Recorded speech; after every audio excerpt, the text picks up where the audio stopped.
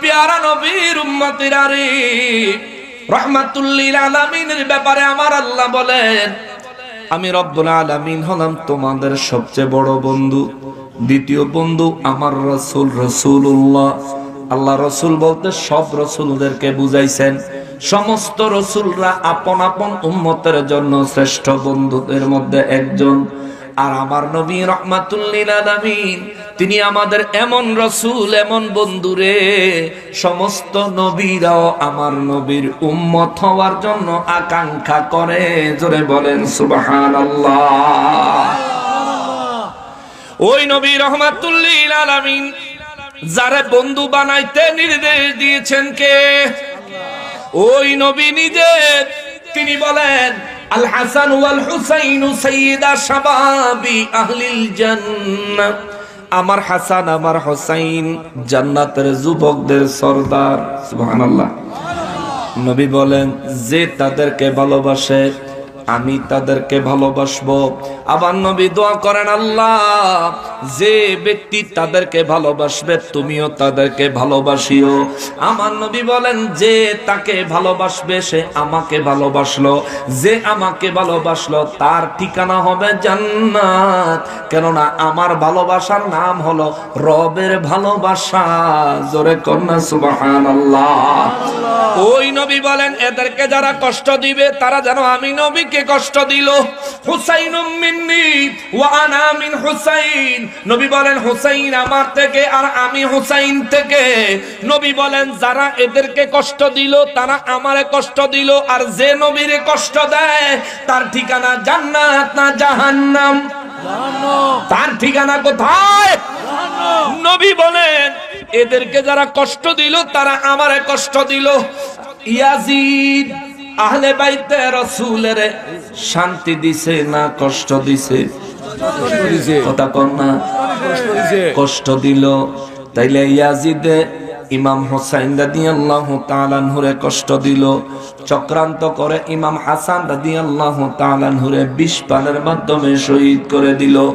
এই যে কাজগুলো করছে এগুলো আহলে বাইতে রাসূলদের সাথে ভালোবাসা না দুশমনি? এই দুশমনি যে করছে, তাহলে নবীর ঘোষণা কি? যে তাদেরকে ভালোবাসবে সে আমাকে ভালোবাসলো, আমার ভালোবাসা পাবে। যে তাদের সাথে দুশমনি করলো সে আমি নবীর সাথে দুশমনি করলো। আর আমি নবীর সাথে দুশমনির মানে হলো তার ঠিকানা হবে জাহান্নাম। ইয়াজিদ আহলে বাইতে রাসূলের দুশমনি করলো, ওই ইয়াজিদ জাহান্নামে যাবে। যদি আমরা বলি অনেক মুলুবীর কলজাটা জ্বলে, ঠিক কিনা বলে? তে মুলুবী হইছে, তোর মতন মুলুবী দিয়া ডিলা কুলুপ করে বাথরুমের টাঙ্কি ঢালায় দাও দরকার, ঠিক কিনা বলেন? এজিদের লেগা তোর ফিরিত জাগে ফকিন্নির পোলা তুই। ইমাম হুসাইন রাদিয়াল্লাহর পক্ষে দুই লাইন তোর কথা মুখ দিয়ে আসে না, ঠিক কিনা বলেন? তুই আরেকটা ইয়াজিদ, এজিদের যেই গতি হইছে তোরও সেই গতি হইব। বলবেন হুজুর এজিদের কোন গতি হইছে?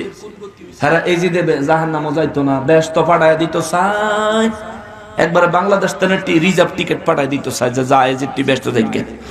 কিন্তু ইয়াজিদের শেষ পরিণতি কেমন হয়েছে দেখেন। তার পরিবার পরিজন সব 3 বছরের মধ্যে, কারবালার ঘটনার পরে 3 বছর সে টিকছে। 3 বছরের মধ্যে তার পরিবার পরিজন আত্মীয় স্বজন সব তারে ছেড়ে চলে গেছে। সবার ভিতরে এটা এসে গেছে, আল্লাহর গজব তার উপরে পড়বই। বউ ফুলাপাইন সব গেছে তারে ছেড়ে, আত্মীয় স্বজন সব তারে ছেড়ে গেছে। শেষ পর্যন্ত তার শরীরে পছন্দ ধরছে।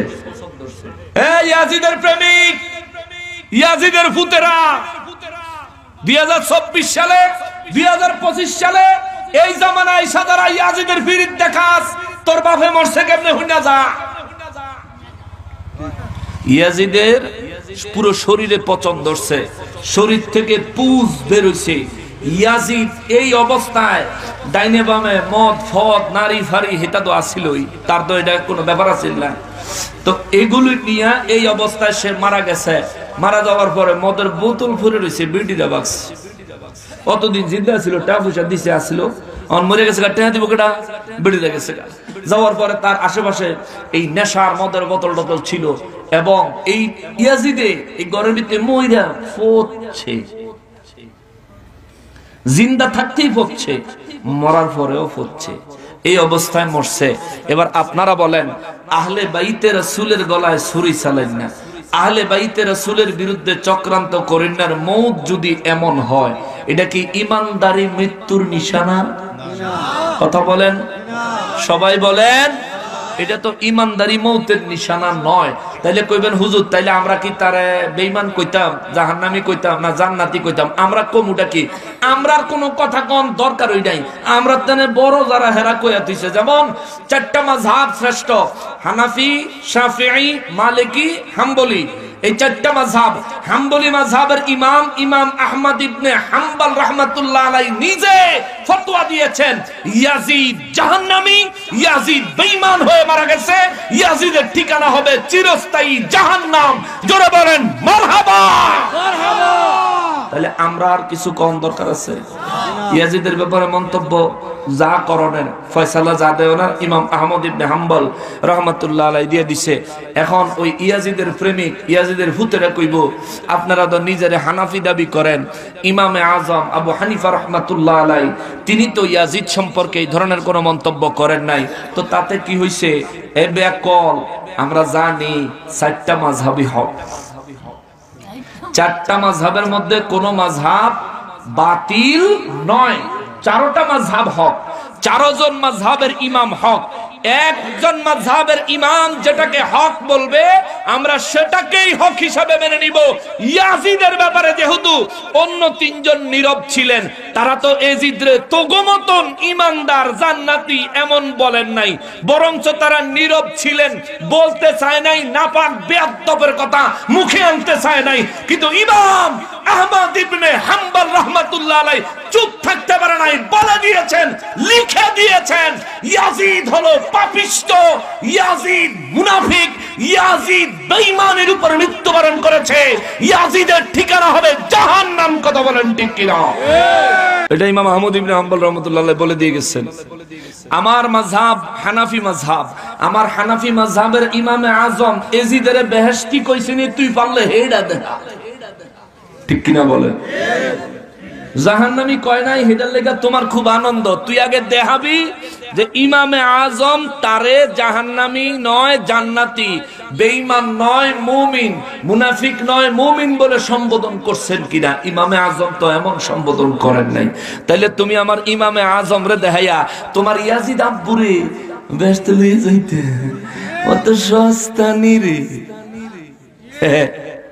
বুঝে না কিছু, ওলেরে কইলেস ওল চিনেন, খাবার নষ্ট হয়ে গেলে দেখবেন এটার উপরে একটা ফোমের বোতল হয়, সাদা সাদা, তো এটারে অনেক জায়গায় আঞ্চলিক ভাষায় ওল কয়। লিচুটাও ছোলা লিচুরে দেখলে দেখবেন মনে হইব ওই রকম সাদা সাদা, তো এর লেগে কয় বুঝে না কিছু, ওলেরে কইলেস। এত বুঝে না কিছু, আন্দাজে ইয়াজিদরে ব্যস্ত বানাইতো, ইয়াজিদের লেগে তোরে তো ফিরিত কিল্লি করে ফকিন্নির পথ, ঠিক কিনা বলেন? ইয়াজিদের লেগে অত ভালোবাসা কাতো। তো ইমাম হোসেন রাদিয়াল্লাহর জন্য কও, একদিনে তো ইমাম হোসেন রাদিয়াল্লাহর কথা তোর মুখে আসে না। ইমাম হোসেন রাদিয়াল্লাহ কি যুদ্ধ করতে আসছিলেন কারবালায়? ওনারা তো চিঠির পর চিঠি দিয়ে দাওয়াত দিয়ে আনছে, হুজুর আমরা বায়াত হইতাম। তিনি আগমন করছেন, তারা দস্তুর মতো এক জায়গায় বন্দী করে ফেলছেন পুরো পরিবার সহ। তারপর তাদের উপর নির্মম অত্যাচার চালাইলো। 6 মাসের শিশু বাচ্চাটা এক ফোঁটা পানির জন্য ইমাম হোসেন রাদিয়াল্লাহু তুলে ধরলো, পানির পরিবর্তে বেয়াদবের দল তীর নিক্ষেপ করে নবীর বংশ শহীদ করে দিল। ইন্না লিল্লাহি ওয়া ইন্না ইলাইহি রাজিউন। এমন জঘন্য কাজ যারা করছে তাদের পক্ষে দালালি করতে লজ্জা লাগে না রে তোদের? তোরা কি ডলার লই ওই কবরে যাবি? কবরে ডলার লইয়া যাইতারবি, কিন্তু চলতো না। কেন? ডলারও চলতো না, নোটও চলতো না, রিয়ালও চলতো না। আল্লাহ হেদায়েত দেখ, জোরে কোন আমিন, আরো জোরে কোন আমিন।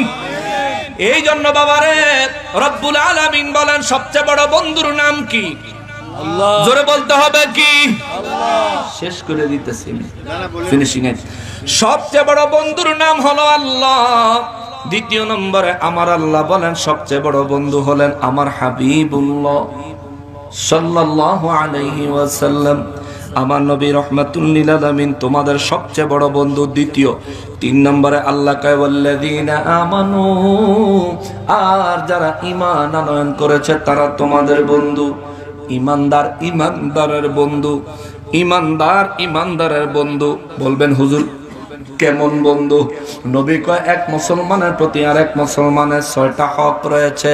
তার মধ্যে একটা হক হইল নিজের জন্য যেই জিনিসটা পছন্দ করো অপর মুসলমান ভাইয়ের জন্য ঠিক একই জিনিস পছন্দ করবা। সুবহানাল্লাহ, সুবহানাল্লাহ। এই জন্যই তো আল্লাহ কইছে ওয়াল্লাযীনা আমানু, ঈমানদারের বন্ধু বানায়ো। কারবালার জমিনে ইমাম হুসাইন রাদিয়াল্লাহু তাআলা আনহু ছিলেন ঈমানদার, ঠিক কি না? শুধু ঈমানদার না, ঈমানেরও অংশ।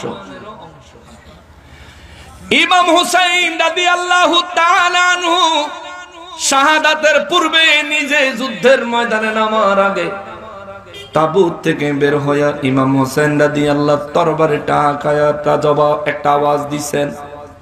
তিনি ডাক দিয়া বলছেন, ইজিদ বাহিনীরা রে, তোদের মধ্যে কেউ আসসনি সরাসরি জান্নাতে যেতে চায়? সুবহানাল্লাহ।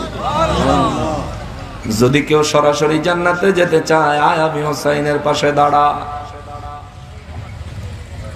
এই কথা শুনে ইয়েজিদ বাহিনীর সেনাপতি যে ছিল, ওই সেনাপতি হুর দৌড়ায়া নবীর পাশে আইসা কয়, হুজুর, দৌড়ায়া ইমাম হুসাইন রাদিয়াল্লাহু তাআলা আনহুর পাশে আইসা দুই হাঁটু জমিনে লাগায়া হাত জোর কইরা বলতে শুরু করছেন, ওগো আওলাদে রাসূল, আহলে বাইত, এই পর্যন্ত যত অন্যায় আমি করেছি, যদি এই মুহূর্তে আপনার পাশে দাঁড়ায় আমার আল্লাহ আমার ওই অন্যায়গুলি ক্ষমা করবেন কিনা? ইমাম হুসাইন রাদিয়াল্লাহু তাআলা আনহু বলেন, আল্লাহ হচ্ছেন গফুরুর রহিম, আল্লাহর ক্ষমার চাইতে বড় কোনো পাপ নাই। তুমি চাইলে এখনো জান্নাতের দরজায় দাঁড়িয়ে আছো। সুবহানাল্লাহ। এই পাগলা ইমাম হুসাইন রাদিয়াল্লাহু তাআলা আনহুর ডাকে সাড়া দিয়া সেখান থেকে ইমাম হুসাইন রাদিয়াল্লাহর পক্ষে, আহলে বাইতের পক্ষে যুদ্ধ করতে করতে শহীদ হয়ে গেছে। কয়জন বলেন, কয়জন? 22,000-এর থেকে মাত্র একজন হেদায়েত পাইছে। ওই 22,000-এর মধ্যে হাজার হাজার হাফেজ ছিল, হাজার হাজার মুফতি ছিল, হাজার হাজার মাওলানা ছিল, টুপি আছে, পাগড়ি আছে, দাড়ি আছে। নবীর কলিজা টুকরারে শহীদ কইরা দেওয়ার থেকে মাথা আলাদা করে 30,000 ঘোড়া নবীর কলিজার টুকরার দেহ মোবারকের উপর দিয়ে চালায়া দিল।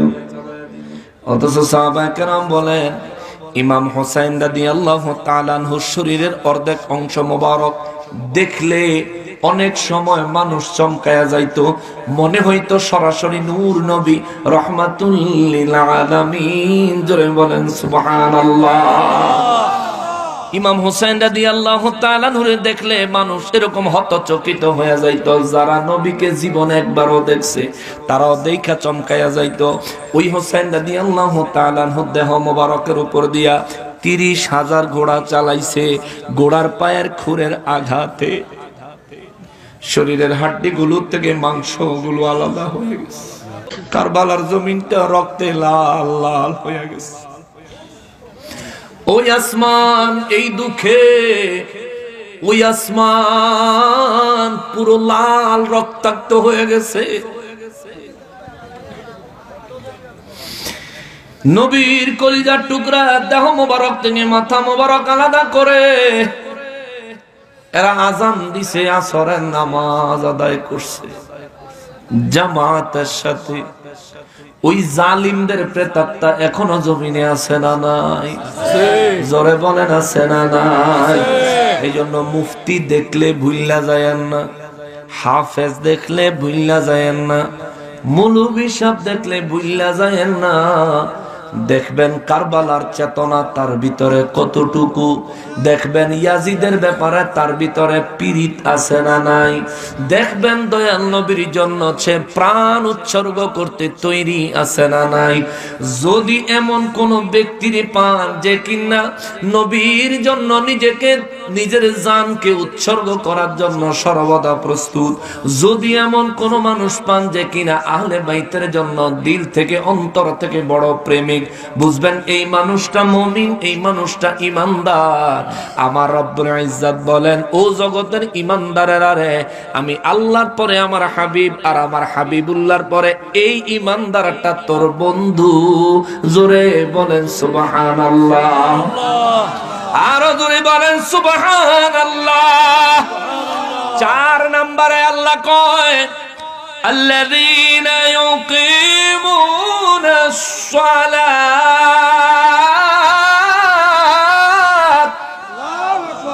আল্লাহ কয়, আর যারা 5 ওয়াক্ত নামাজ আদায় করে, নামাজ পড়েন না কেমন?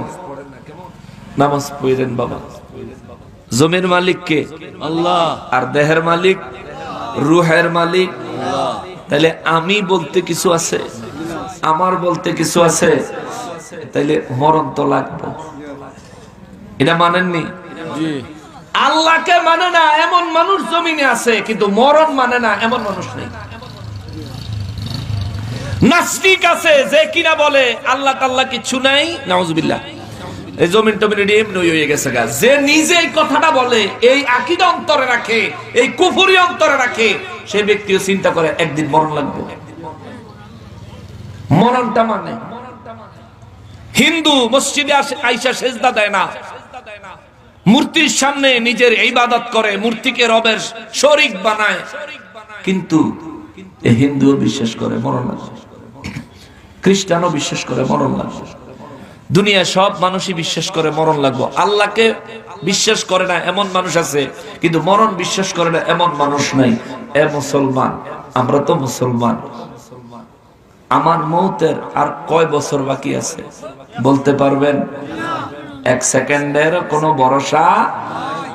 ওরে 1 সেকেন্ডের নাই ভরসা, 1 সেকেন্ডের নাই ভরসা, মিছে দুনিয়ায় ও মন চেয়ে দেখ তোর সময় বয়ে যায়। ঠিক কিনা বলে?